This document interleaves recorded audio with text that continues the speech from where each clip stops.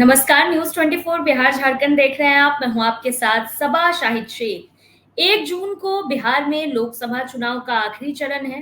फिर इंडिया गठबंधन हो या एनडीए गठबंधन, दोनों अपनी अपनी तैयारियों में लगी है। लेकिन इस बीच कहीं ना कहीं चर्चाएं ये भी तेज है कि बीजेपी की कहीं ना कहीं टेंशन बढ़ रही है इन 8 सीटों को लेकर। तो चलिए इन्हीं तमाम बातों पर आज विस्तार से चर्चा करते हैं।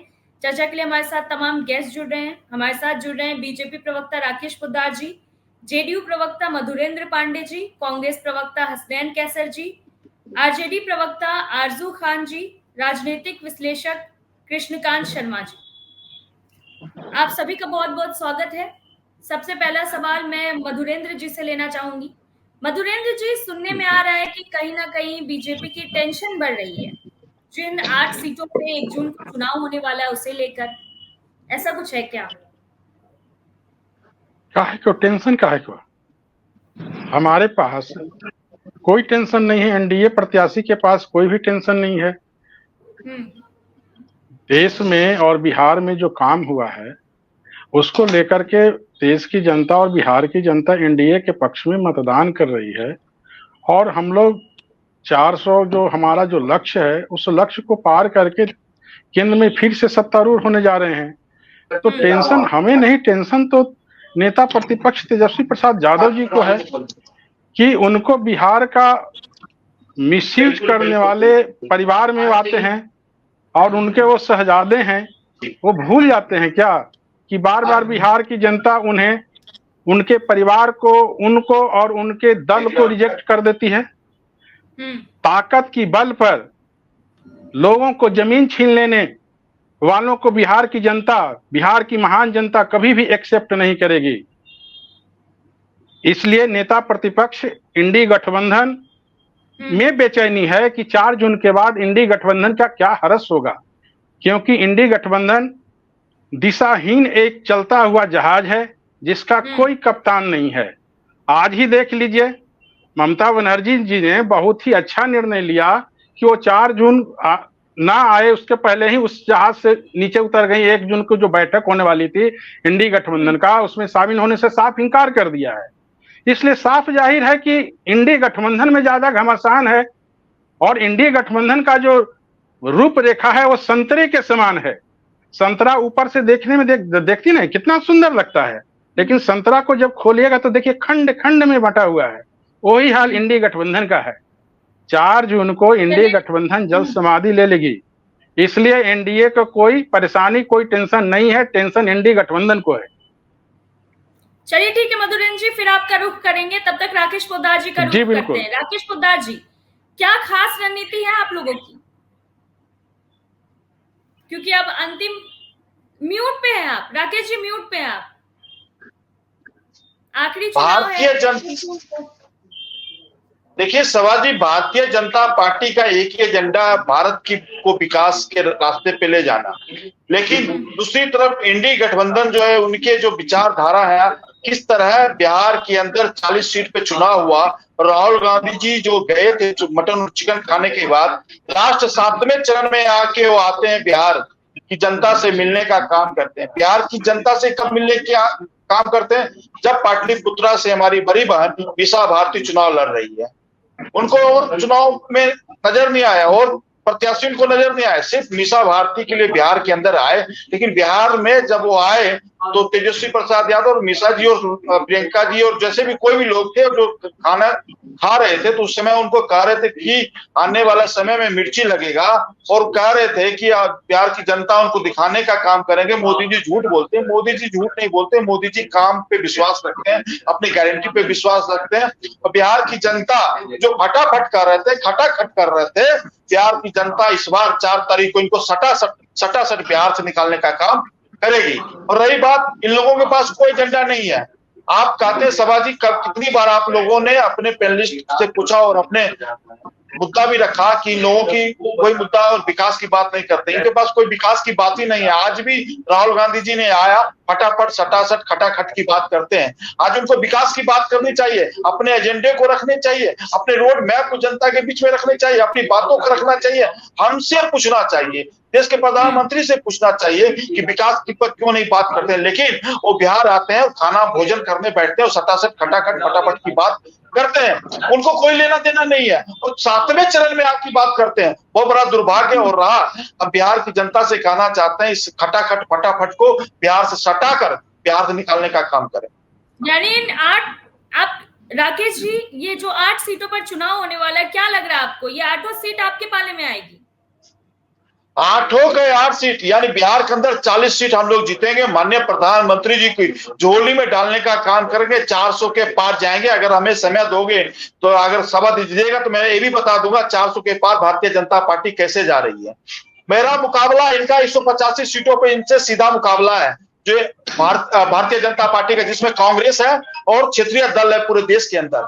और मैं एक बात स्पष्ट रूप से कहना चाहता हूं कि बिहार पूरे देश में कांग्रेस ने 2014 में 400 सीटों पे चुनाव लड़ी थी, मात्र 40% सभाजी उनको सीट आया था, यानी 40 सीट आने का काम किया। दूसरी बार वो चुनाव 2019 में लड़े थे 440 सीट पे, उनको मात्र 10% जनता ने उनको वोट देने का सीट देने का काम किया, उनको 44 सीट आया। इस बार कांग्रेस मात्र 300 सीटों पे चुनाव लड़ रही है, तो हमें अनुमान है इनको 30 सीट ही आएगा और 185 पे इनका सीधा हमारा मुकाबला है। आप देख सकते हैं बंगाल के अंदर ममता बनर्जी जी ने अपना हाथ पहले ही पीछे खींच लिया। उनको पता है, वो जानते हैं कि देश के प्रधानमंत्री नरेंद्र मोदी तीसरी बार प्रधानमंत्री बन रहे हैं। अधीर रंजन चौधरी लोकसभा के विपक्ष के नेता है, वो बंगाल के अंदर कहते हैं कि अगर आप हमें नहीं वोट दीजिएगा, कांग्रेस को वोट नहीं दीजिएगा, तो ममता बनर्जी जी को वोट मत दीजिएगा, आप भारतीय जनता पार्टी को वोट देने का काम करें। कि देश के प्रधानमंत्री नरेंद्र मोदी जी विकास पुत्र के नाम से जाने जाते हैं। आप तेजस्वी प्रसाद यादव जी को देख लीजिए,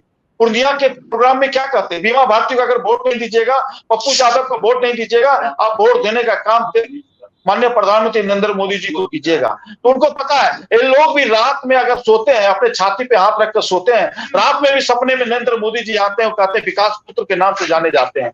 अगर मैं एक चीज बता देना चाहता हूँ, इनको तो विपक्ष के लोग हैं, लोकतंत्र में इनका अधिकार है सवाल और जवाब पूछने का। मैं पूछना चाहता हूँ कि हम लोगों ने 3 करोड़ लोगों का घर बनाया, घर दिखता है बना हुआ। हम लोगों ने शौचालय बनाया, बिहार के अंदर 1.25 करोड़ शौचालय बनाने का काम किया, जनता को दिखता है। 35 किलोमीटर प्रतिदिन अगर हमने ने सड़क बनाने का काम किया तो जनता को दिखता है। 2 लाइन 4 लाइन 6 लाइन 8 लाइन सड़कें, चाहे भारतमाला परियोजना की बात कर लें, चाहे हम पूर्वांचल एक्सप्रेस की बात कर लें, चाहे यमुना एक्सप्रेस। ठीक है राकेश जी, आपके पास आएंगे। आरजू जी का रुख करते हैं। आरजू जी, अगर बात करें आपके नेता तेजस्वी यादव, तो क्या लग रहा है बीजेपी के गढ़ को साधने में कैसे कामयाब होंगे आप लोग? म्यूट पे है आरजू जी आप।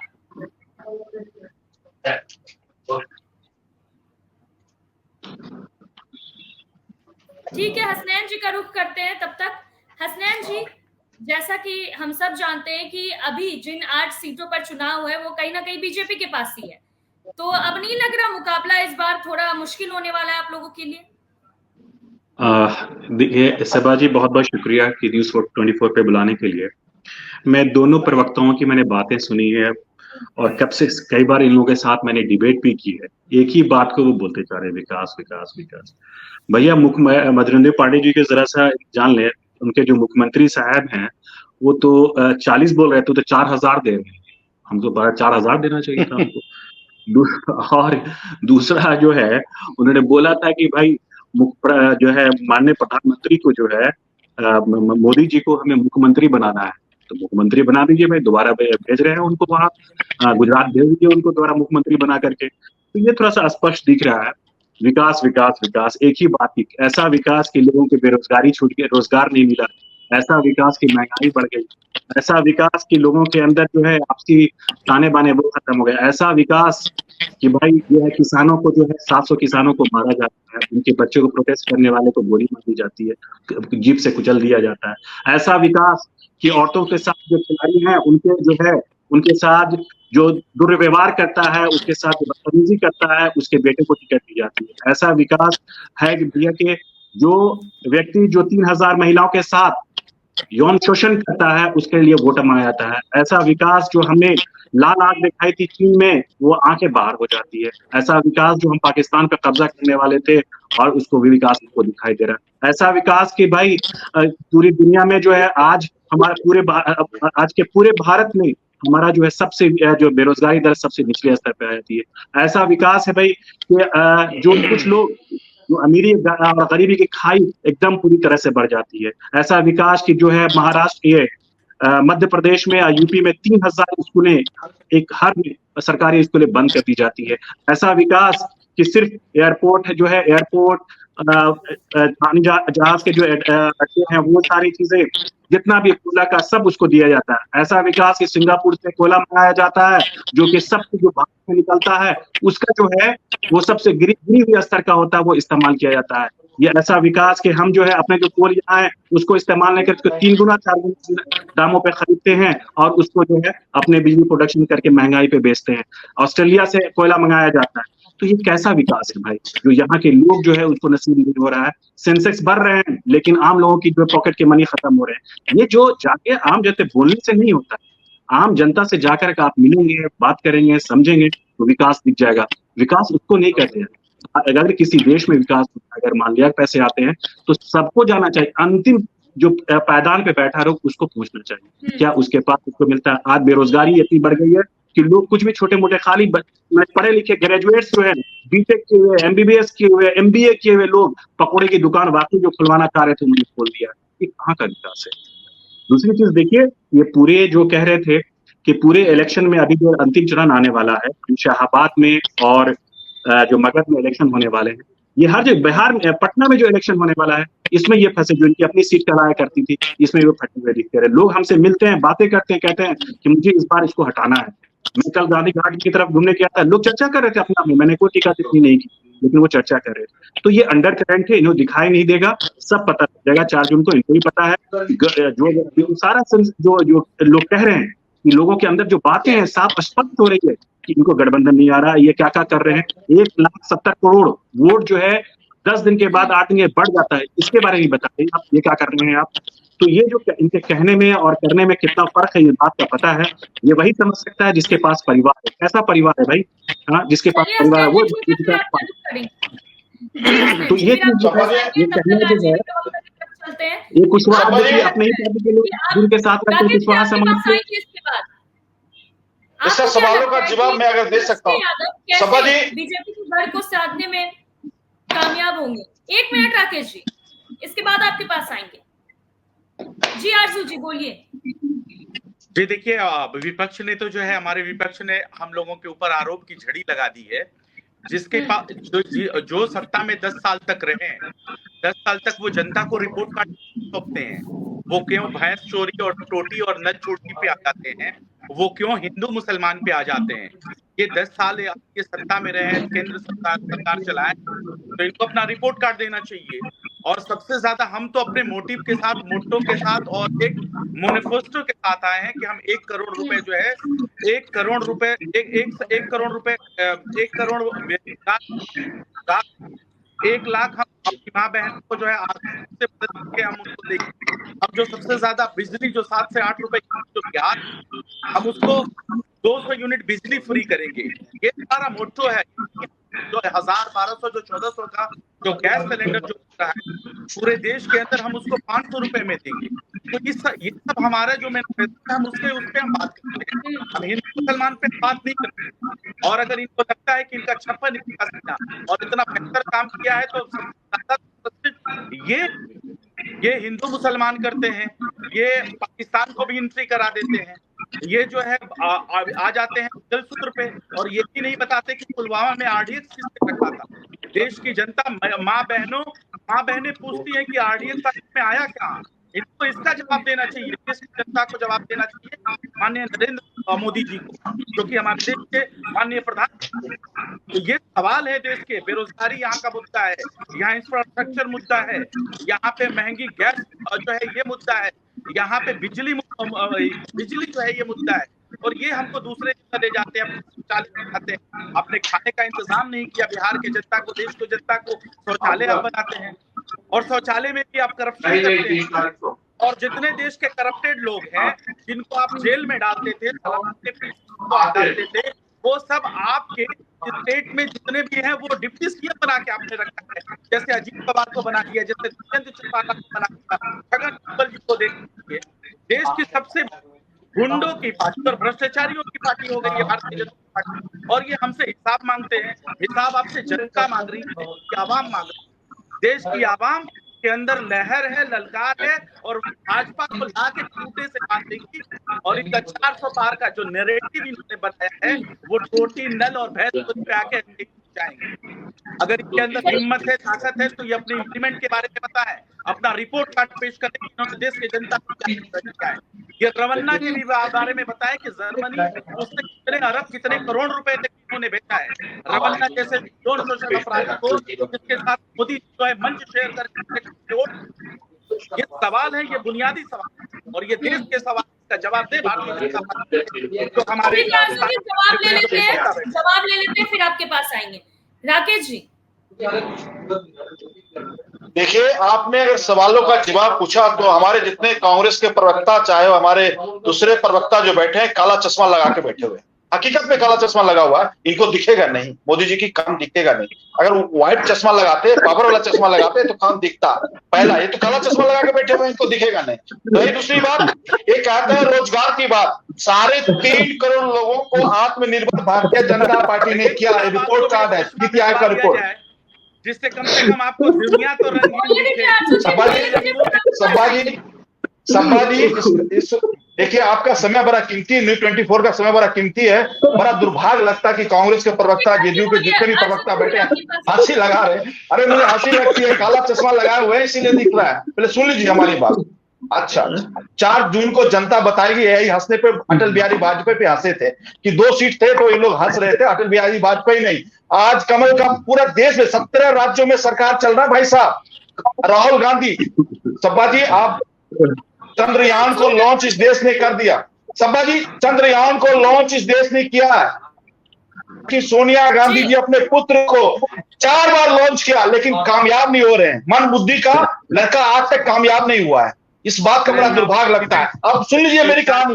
मैं रोजगार की बात कर रहा हूं, आप हंस रहे थे तो इसलिए मैं सुन लीजिए। अरे सुन लीजिए, रोजगार की बात कर ले। सब्बा जी, डिबेट का मतलब नहीं होता है। सब्बा जी, डिबेट का मतलब नहीं होता। बड़ा दुर्भाग्य लगता है कि मैं इन लोगों की बातों बड़ा ध्यानपूर्वक से सुनता हूँ। इन लोगों की बातों बड़ा ध्यानपूर्वक से सुनता हूँ। अगर आपने सवाल किया, उसका जवाब सुन लीजिए। इन्होंने रोजगार की बात की तो मैं रोजगार पे बोलना चाहता हूं कि 3.5 करोड़ लोगों को हमने रोजगार दिया। और 2019 के कोरोना काल के बाद 1 करोड़ को सरकारी नौकरी दिलाने का काम किया 17 राज्यों में, जहां हमारी सरकार की और केंद्र सरकार ने, और देश के प्रधानमंत्री ने 8.5 लाख नौकरी अपने हाथों से नियुक्ति पत्र देने का काम किया। और उसके बाद महंगाई की बात करते हैं, नीति आयोग का रिपोर्ट, कांग्रेस के प्रवक्ता बैठे हैं, अपना रिपोर्ट पढ़ ले 2014 का, उसमें 11% महंगाई का दर था। आज महंगाई का दर 4.8 है। और उसके बाद इन्होंने बात की 10 लाख मुद्रा लोन देने के बाद आज युवाओं को जो रोजगार मिल रहा है, नौकरी मिल रहा है प्राइवेट सेक्टर में। 56 एयरपोर्ट बने, क्या उसमें रोजगार लोगों को नहीं मिला? 35 किलोमीटर प्रतिदिन सड़क बनता है, उसमें क्या रोजगार नहीं मिला? 29 एम्स बने, क्या उसमें रोजगार नहीं मिला? रोजगार मिला है। और मैं अरे मेरा नाम लिया गया है, मेरा नाम लिया गया। आपका ब्रेक लगा लीजिए, बुलेट ट्रेन में ब्रेक लगा लीजिए। आपका ये डिबेट का ये भी है कि जिसका नाम लिया जाए तो उसको बीच में स्टॉप हो जाना चाहिए। कृष्णकांत जी, अब आपके पास ही आए। ठीक है राकेश जी, आप अपनी बात जल्दी कीजिए। 1 मिनट कृष्णकांत जी, राकेश जी अपनी बात पूरी कीजिए, फिर कृष्णकांत जी का रुख करूंगी। श्रीकांत जी को सुनने में थोड़ा तकलीफ होता है, जब हम बैठते हैं तो उनको बड़ा तकलीफ हो जाता है, तो मैं सच्चाई बोलता हूँ। और उसके बाद काम करने की बात करें, डिबेट का नियम आप ही बना दीजिए, कैसे होगा? डिबेट का नियम बना दीजिए। आप ही ने कहा ना, सभा जी ने मेरा नाम लिया था और आप ऐसे नॉन स्टॉप बुलेट ट्रेन चला रहे थे। आप ही बोलिए भाई हो गया था। सारे ने सवालों का जवाब में दे रहा था।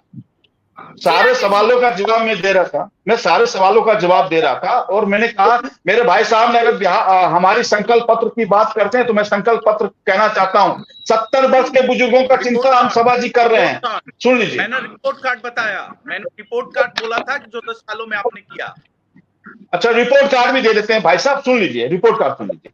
3 करोड़ लोगों का हम लोगों ने आवास बनाने का काम किया। विश्वकर्मा योजना के तहत किसानों को और कारीगरों को, जो बुनकर थे, उनको भी हम सहायता देने का काम किया। दिव्यांग योजना लाने का काम। क्यों नहीं अभी तक दिया? अरे आप तो रिपोर्ट कार्ड ही दे रहा हूं भाई साहब। आप जो पूछ रहे हैं उसके सवाल का जवाब दे रहा हूं। अगर आप नहीं सुनना चाहते तो सवाल मत पूछा कीजिए। राकेश जी, सभा जी, अगर इस लोग सब मैं आपके पास फिर आऊंगी। कृष्णकांत जी को मौका नहीं मिला, वो बहुत देर से हमारे साथ जुड़े हुए हैं। कृष्णकांत जी, अगर बात करें बीजेपी की, तो जैसे अगर रणनीति को देखें तो कहीं ना कहीं लग रहा है कि बीजेपी की टेंशन बढ़ रही है। एक तरफ इंडिया गठबंधन ने भी डट कर प्रत्याशी उतारे हैं एनडीए के खिलाफ। हालांकि ये बात भी सच्चाई है कि अभी जिन 8 सीटों पर चुनाव है वो एनडीए के खाते में है। तो आप किस तरह से देख रहे हैं, इसका सियासी समीकरण क्या होने वाला है? एक तरफ अगर इंडिया गठबंधन रैली कर रहे हैं तो एनडीए के भी धुरंधर नेता, चाहे पीएम मोदी हो, जेपी नड्डा हो, अमित शाह हो, सबने रैलियां की है, सबने हुंकार भरी है। क्या लग रहा है, नतीजा क्या होगा इन 8 सीटों? सभा जी, आपको भी पता है कि एनडीए ने 2014 के बाद 2019 में बहुत अच्छा परफॉर्मेंस किया है और ये कोई एक्सपेक्टेशन नहीं था कि ये जो पिछले परफॉर्मेंस से ज्यादा अच्छा होगा। और एनडीए का जो अभी जो 8 सीट जो है वो कहीं ना कहीं वो मजबूत एनडीए के लिए है।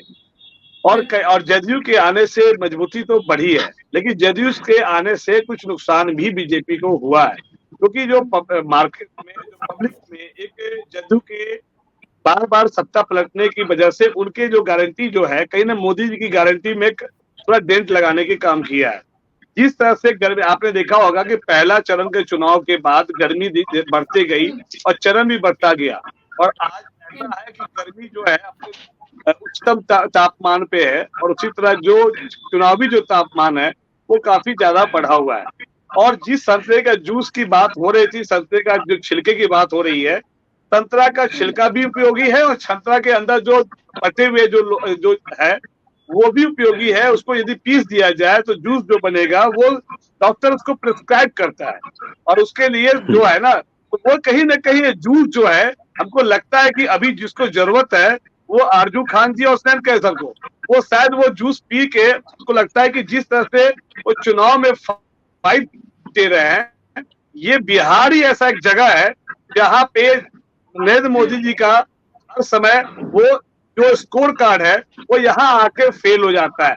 आपने देखा होगा जब लालकृष्ण आडवाणी जी रथ यात्रा लेके चले थे तो यही आरजेडी के सुप्रीमो लालू यादव ने उनको यहाँ पे नजरबंद किया था। तो बिहार की सत्ता, देश की 40 सीट जरूर है, लेकिन वो देश का दिशा तय करता है कुर्सी के लिए।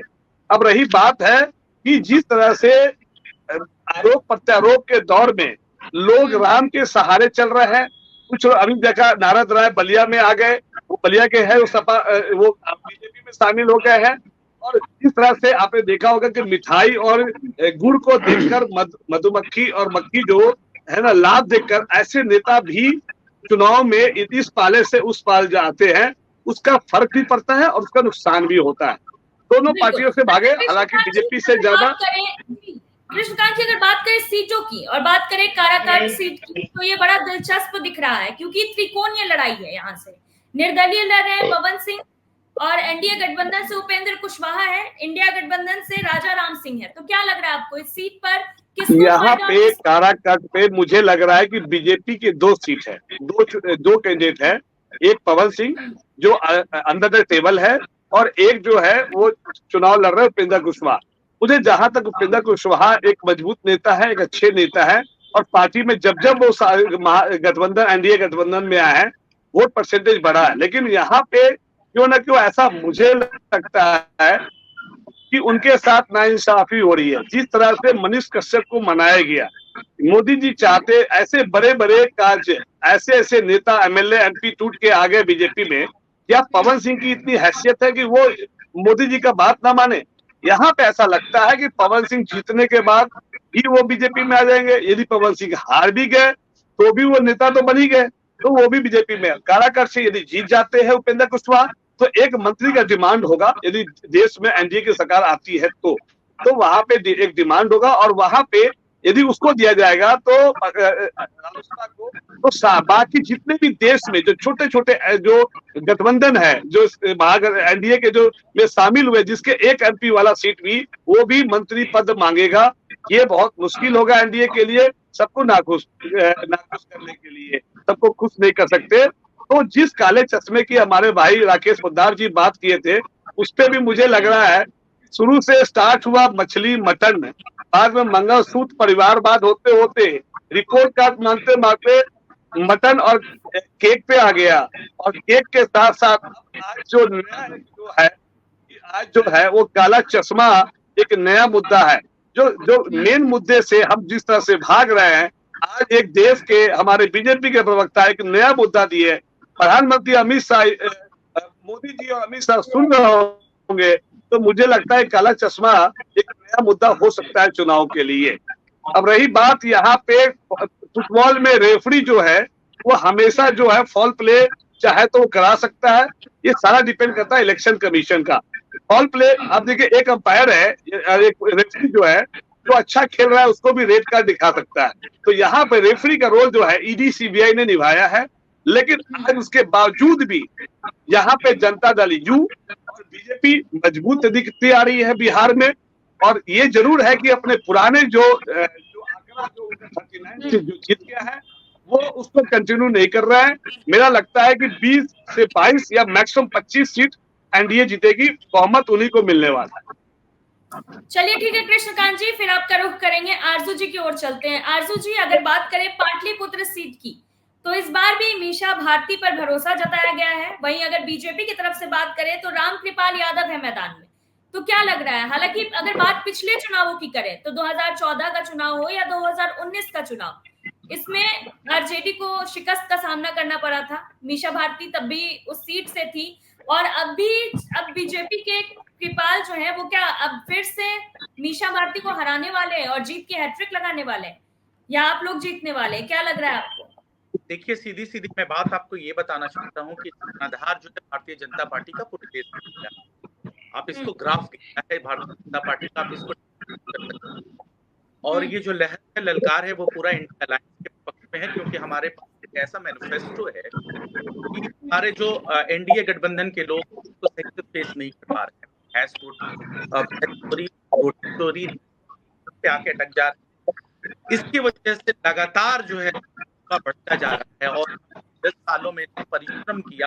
बात सबसे बड़ी चीज है, जनता जनार्दन का मालिक है, तो पुत्रा की जनता को पूरा यकीन है मीशा भारती पर आज, और पूरे जोर और खरोश के साथ मीशा भारती जी को अपने, और एक उनको वोट करेगी, 4 जीत को आप देखिएगा। मीशा भारती जो भाजपा का जनाधार था वो कम हुआ है, यही नहीं पूरे देश में कम हुआ है। हरियाणा ले लीजिए, दिल्ली, उत्तर प्रदेश या बिहार ले लीजिए, आपको आने वाले 4 ये पता चलेगा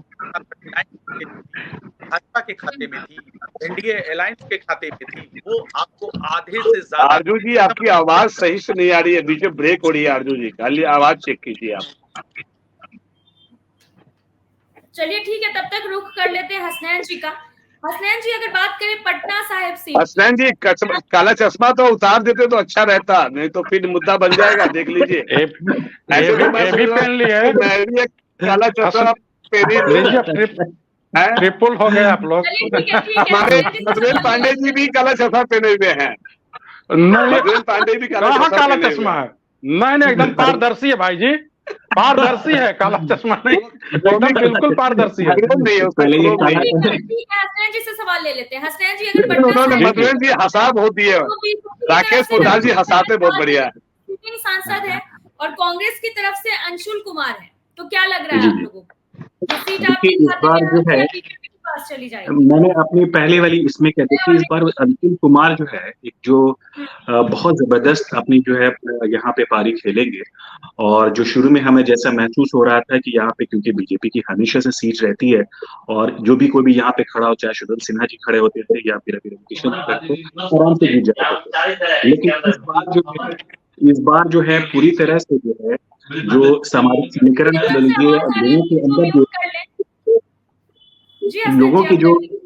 लोगों के अंदर जो बीजेपी के खिलाफ माहौल है, जो बीजेपी की हमेशा सीट मानी है, लेकिन यहाँ मैं जो लोगों के बीच में रहता हूँ, लोगों से मिलता हूँ, लोगों से बातें करता हूँ, तो यहाँ पे पूरी तरह से आप देखेंगे एक यहाँ पे बहुत ही जबरदस्त एक ऐसा लगा हुआ आपको समीकरण दिखेगा जिससे कि अंशुल जो है पूरी तरह से यहाँ पे अपना जो झंडा गाड़ेंगे।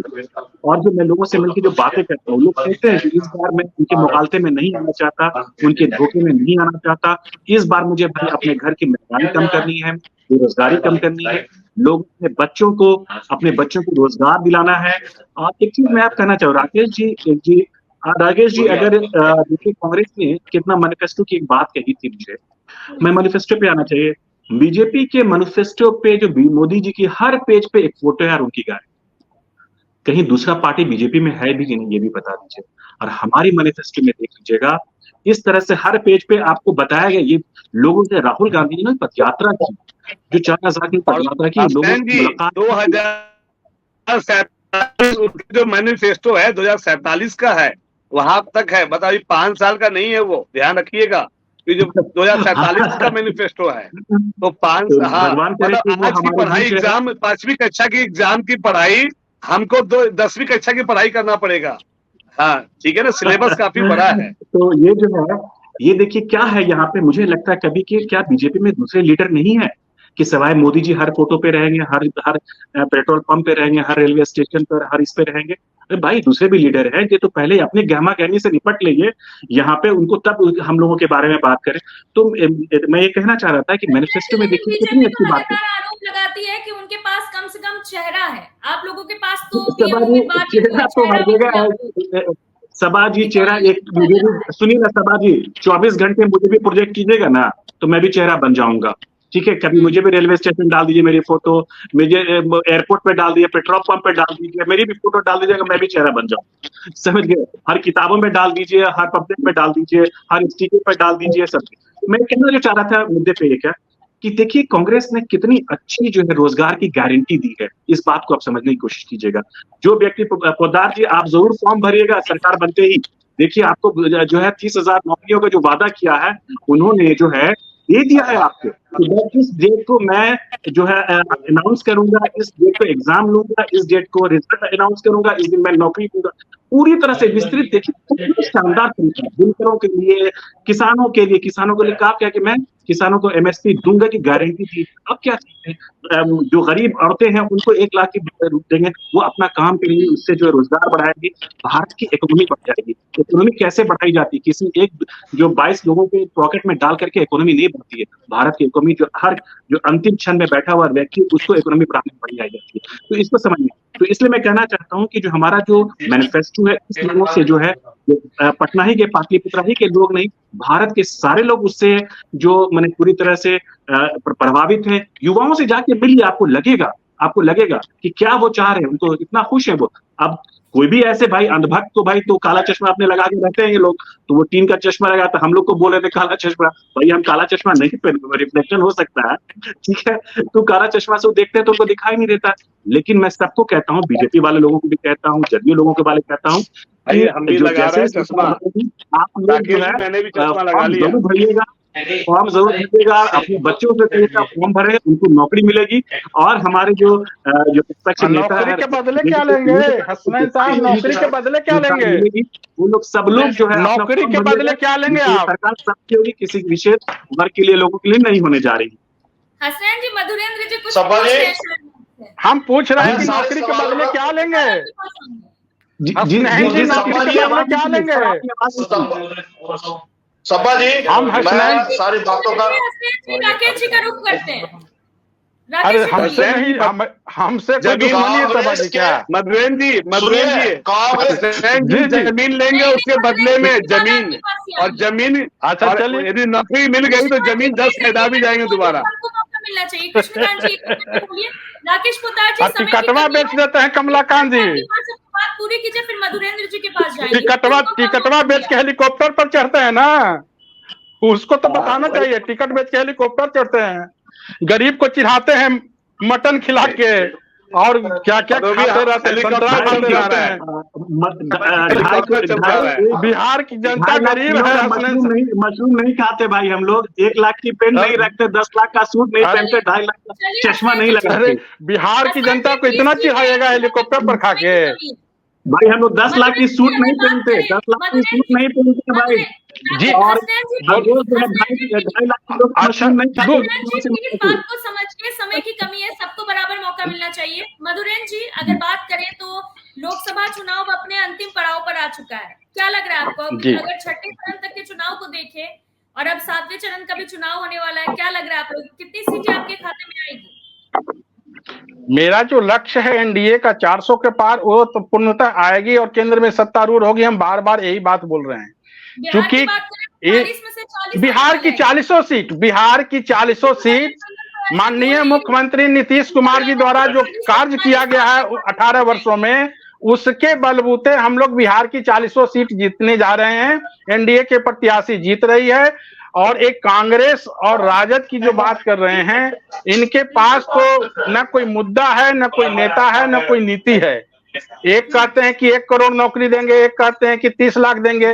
अरे भैया, जो नौकरी के नाम पर जमीन लिखा लेते हैं, टिकट देने के नाम पर जो पैसा लेते हैं, उन लोगों की दुकान 4 तारीख को बंद हो जाएगी।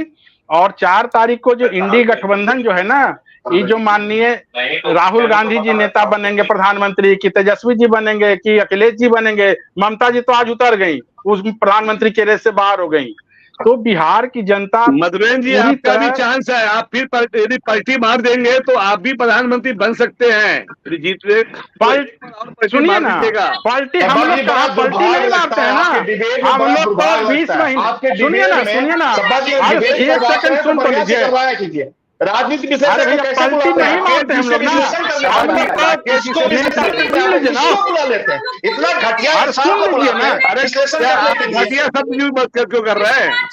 अरे कमलाकांत जी सुनिए ना, बता देना है, सुन तो लीजिए। पलटी कहाँ मारते हैं हम तो, जहाँ सीएम है माननीय मुख्यमंत्री नीतीश कुमार जी।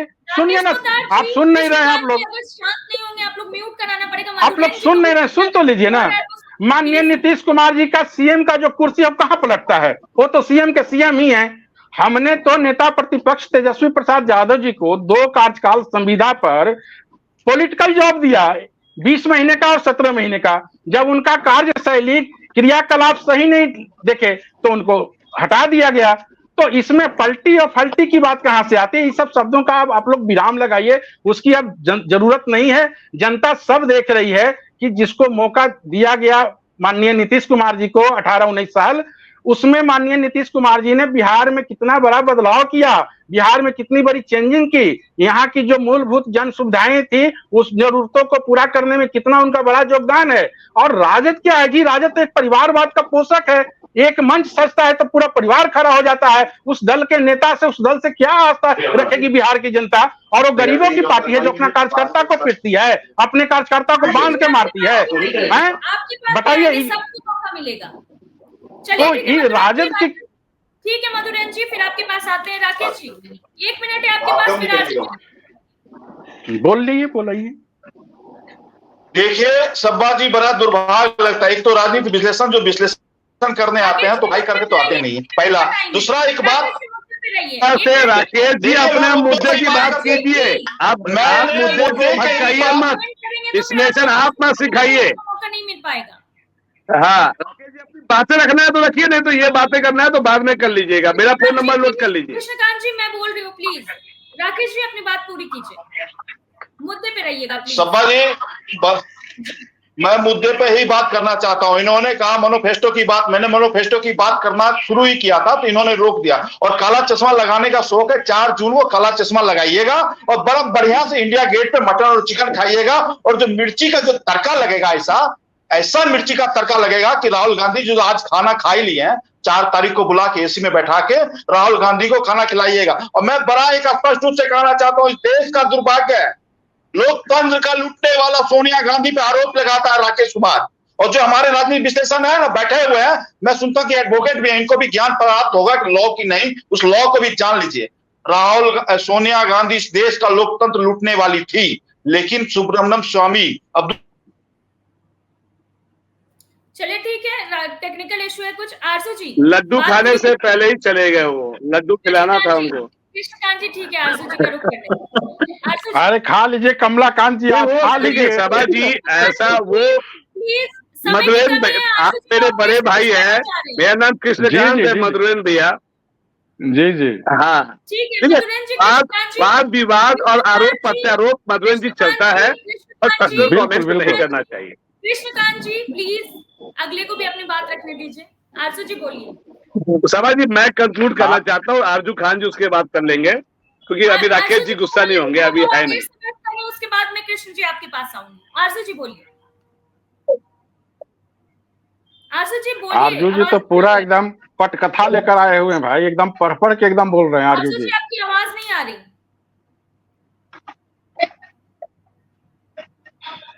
सब पच गया उनका खाना पीना, अब कहाँ आ जाएगा। आरजू जी आपकी आवाज मैं नहीं आ रही है। सभा जी ठीक है उनकी कृष्ण जी, आवाज नहीं आ रही, मैं बोल देता हूँ। जी जी कृष्ण सभा जी। जी ये बहुत अच्छी बात है, राम को इस धरती पे जो आए पहले से ही आए हुए थे, और जिस तरह से राम कोर्ट का आदेश हुआ और राम मंदिर बना, ये हमारे देश के लिए सौभाग्य की बात है। और इसका जो फायदा तो ऐसा नहीं है, रोजगार बढ़ती है उससे बहुत सारा। मैं इसकी राम का मैं रिस्पेक्ट करता हूँ, बट राम की जो बाजारीकरण आखिरी चुनाव में भी हो रहा है, अभी 6ठे चरण में जो चुनाव हुआ था, मैं दिल्ली की बात करता हूँ, सारे पूरे दिल्ली के हर बूथ पे वहां पे आचार संहिता का वो नाक ऐसे ना पकड़ के उन्होंने ऐसे पकड़ा और राम मंदिर के झंडे को उन्होंने बूथ पे छाप दिया।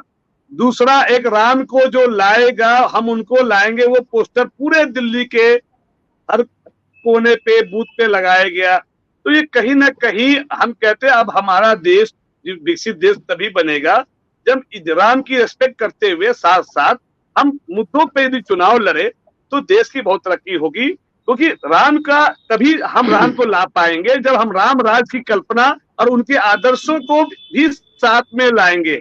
वही राम जो है अपने राजपाट को ना प्राप्त नहीं करने के चक्कर में, जुबान के जगह है जो जुबान दिया था उस जुबान को पूरा करने के चक्कर में 14 साल वनवास काटा। तो राम तभी आएंगे, राम इस धरती पे आए थे लेकिन वो तभी चले गए, तब आएंगे जब हम उनके आदर्शों को उनके सोच में अपने दिल में लाएंगे और उस तरह से चुनाव लड़ेंगे साफ छवि होकर। और जिसकी सत्ता जिसको मिल गई है उसको तोड़ के हॉर्स राइडिंग करके खरीद बिक्री करके उस पर सत्ता जबरदस्ती ना पाए, तभी राम आएंगे, राम तभी आएंगे, राम तभी आएंगे। चलिए कृष्ण जी, कांत जी ठीक है। आरजू जी, आरजू जी आपकी आवाज नहीं आ रही है। चलिए ठीक है, बहुत बहुत शुक्रिया आप सभी का हमारे साथ जुड़ने के लिए। दरअसल अगर बात करें बिहार में 1 जून को 8 सीटों पर चुनाव होने वाला है। मुकाबला देखा जाए तो अभी ये सारी सीटें एनडीए के कब्जे में है, लेकिन इंडिया गठबंधन भी इस पे डटकर खड़ी है मुकाबला करने की। हालांकि काराकाट सीट की बात करें तो यहाँ मुकाबला त्रिकोणीय है और बड़ा ही दिलचस्प दिख रहा है। हालांकि इन सीटों पर क्या नतीजा निकलेगा ये तो अब 4 जून को ही पता चलेगा। फिलहाल के लिए इतना ही। देखते रहिए न्यूज़ 24 बिहार झारखंड। अगर आपको ये वीडियो अच्छा लगा तो इसे लाइक, शेयर और सब्सक्राइब जरूर करें। आप अपनी राय भी हमें कमेंट करके जरूर बताएं। नमस्कार।